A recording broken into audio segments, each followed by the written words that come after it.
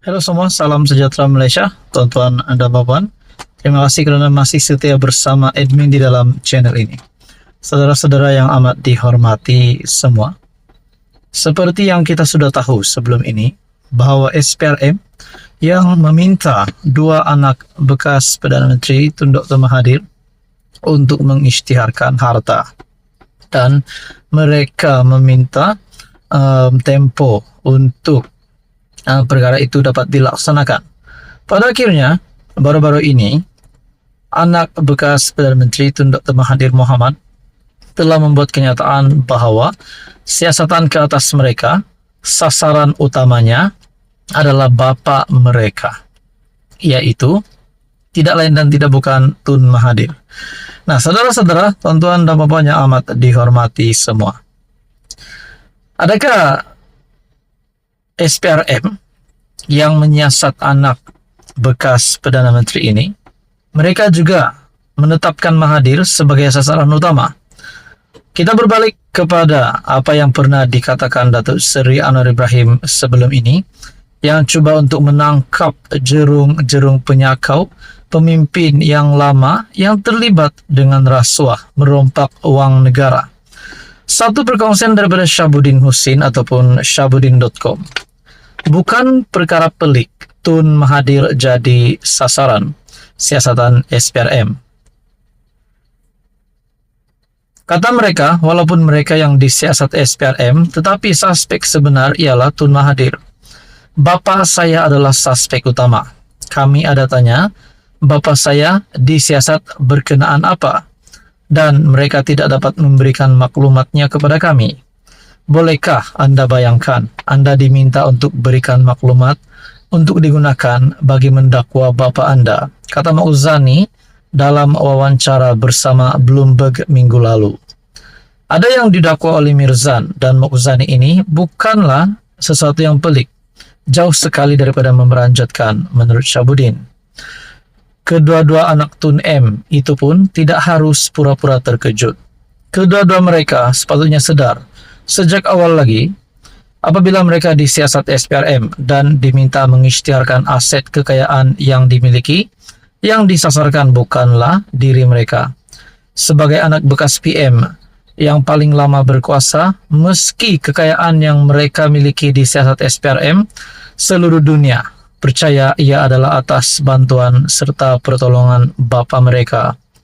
Tanpa mempunyai bapa bernama Tun Mahathir, Mirzan dan Mokozani bukanlah siapa-siapa di dunia ini. Pokoknya, tiada apa yang pelik dan memeranjatkan mengenai perkara itu.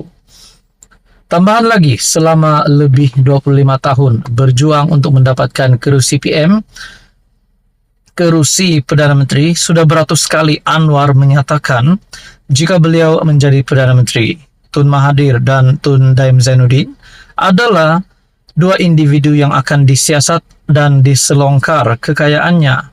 Ketika ini Tun Daim sudah pun didakwa, tetapi Tun Mahathir belum lagi. Apabila Mirzan dan Mokozani disiasat, ia tentulah dengan mudah boleh difahami bertujuan untuk menyiasat dan mendakwa Tun Mahathir akhirnya. Membazir masa saja menyiasat Mirzan dan Mokozani jika bukan bertujuan menjadikan Tun Mahathir matlamat utama.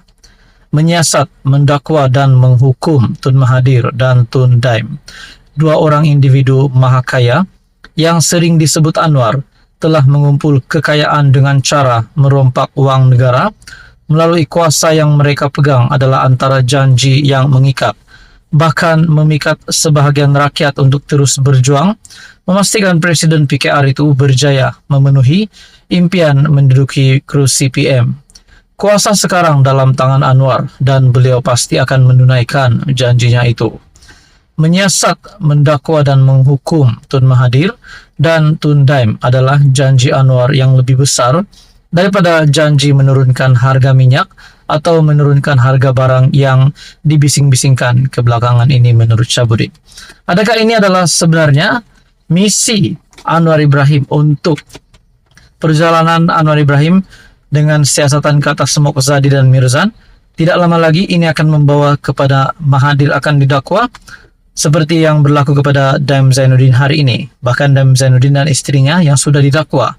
Adakah selepas ini Anwar Ibrahim benar-benar akan menunjukkan bukti bahwa Mahathir memang sebenarnya merompak uang negara? Itu menjadi persoalannya.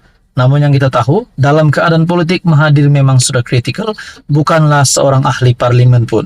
Nah, saudara-saudara, apakah perkara ini akan membawa kepada satu lagi kejadian yang lebih hangat? Sekian saja untuk kali ini, teruskan bersama di dalam channel ini untuk info yang seterusnya. Halo semua, salam sejahtera Malaysia. Selamat datang ke channel Fels Lifestyle. Info padu, info hangat disediakan di dalam channel ini. Kepada Anda yang baru di dalam channel ini, selamat bergabung. Admin ucapkan, Anda akan mendapatkan info politik di Malaysia, isu-isu hangat yang terkini. Saudara-saudara, berkaitan dengan isu stalking kalimah Allah. Rupanya perkara ini amat sensitif dan kita sebagai rakyat Malaysia yang berbilang kaum, agama dan bangsa perlu menghormati di antara satu dengan yang lain supaya perkara ini tidak lagi menjadi ikutan pada masa akan datang. Namun saudara-saudara, kita juga mendengar ada pemimpin politik yang mempertahankan, yang memperjuangkan berkaitan dengan isu ini.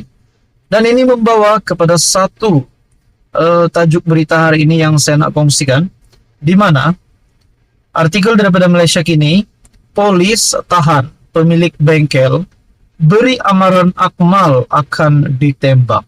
Mungkin kita boleh kata ini adalah satu ugutan untuk meragut nyawa Akmal. Di mana kita dapat lihat berkaitan dengan isu ini, Akmal antara yang paling lantang untuk mempertahankan. Nah, saudara-saudara, di dalam artikel ini pada 27 Mac, polis menahan seorang pemilik bengkel kendaraan yang didakwa membuat ugutan bunuh terhadap Ketua Pemuda UMNO, Dr. Muhammad Akmal Saleh. Ketua Polis Daerah Melaka Tengah, Assistant Commissioner Christopher Patit, berkata, suspek berusia 68 tahun ditahan di kawasan Kandang pada Selasa, selepas pihaknya menerima satu laporan polis yang dibuat terhadapnya. Menurut Patit, laporan polis itu dibuat oleh seorang pesara berusia 62 tahun yang pada Rabu lalu yang mendengar suspek bercerita tentang Akmal ketika berada di bengkel.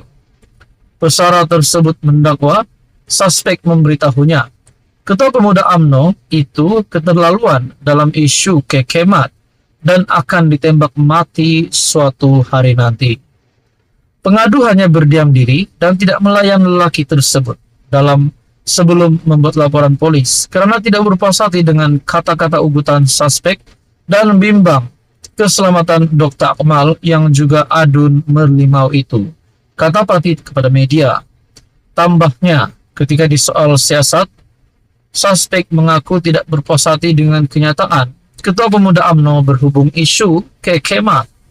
Bagaimanapun, lelaki berusia 68 tahun itu yang mengalami masalah kesehatan dibebaskan dengan jaminan polis. Kes disiasat mengikut Section 506 Kanun Keseksaan kerana ugutan jenayah yang boleh dihukum penjara sehingga 7 tahun, denda atau kedua-duanya sekali. Tidak jelas sama ada kes ini ada kaitan dengan ugutan bunuh yang didakwa Akmal dimaklumkan kepadanya semalam.